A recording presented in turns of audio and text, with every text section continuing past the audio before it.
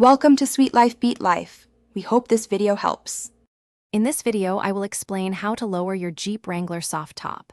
First, ensure your Jeep is parked safely on a level surface with the parking brake engaged.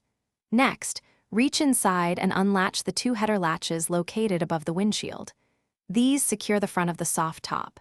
Then, you will begin by unzipping and carefully removing the rear window from its track. Remember to store it flat to avoid any damage. Now, let's move on to the side windows. You'll want to unzip each side window completely, both from the top and the rear. Once unzipped, gently slide them out of their channels. It's crucial to handle these windows with care.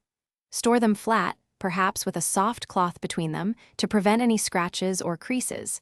Taking your time here will keep your windows looking great.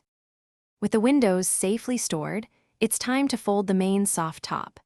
Begin by pushing the front of the top up and back, allowing the fabric to fold neatly between the bows. Guide the frame as it collapses down and back towards the rear of the Jeep.